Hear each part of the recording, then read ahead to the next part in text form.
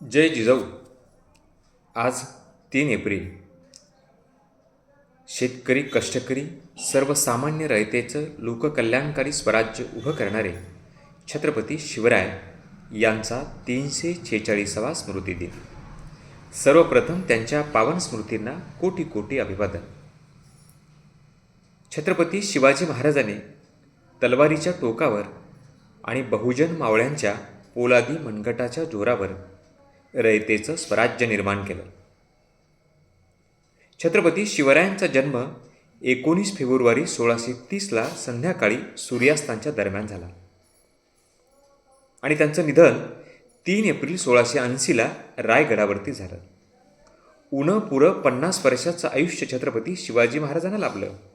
पण या 50 वर्षात छत्रपती शिवाजी महाराजांनी जे लोककल्याणकारी स्वराज्य निर्माण केलं, त्या स्वराज्याची प्रेरणा, छत्रपती शिवरायांच्या इतिहासाची प्रेरणा महाराष्ट्रासह देशाने आणि जगाने घेतलेली आहे.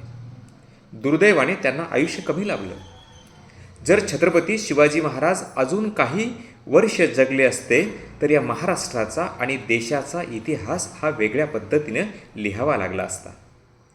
छत्रपती शिवाजी महाराजांनी दक्षिण दिग्विजय केला होता.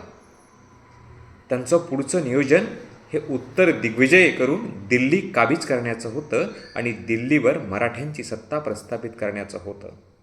परंतु दुर्दैवाने 3 एप्रिल 1680ला छत्रपती शिवरायांचं दुपारी 12 वाजता निधन झालं.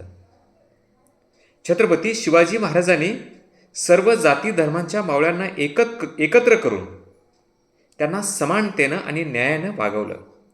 स्त्रियांच्या बाबतीत छत्रपती शिवाजी महाराजांची सहिष्णुता साऱ्या जगाने त्याची नोंद घेतलेली आहे अशा स्वरूपाची होती.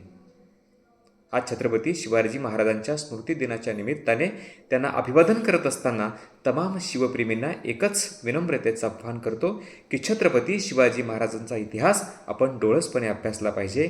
त्यांचं चरित्र नीटपणे आपण समजून घेतलं पाहिजे. शिवाजी महाराजांना डोक्यावर घेऊन नाचण्याबरोबर शिवरायांचे ते मौलिक विचार आमच्या डोक्यात येणं आणि ते कृतीत उतरणं हीच खऱ्या अर्थानं छत्रपती शिवाजी महाराजांना आदरांजली ठरेल.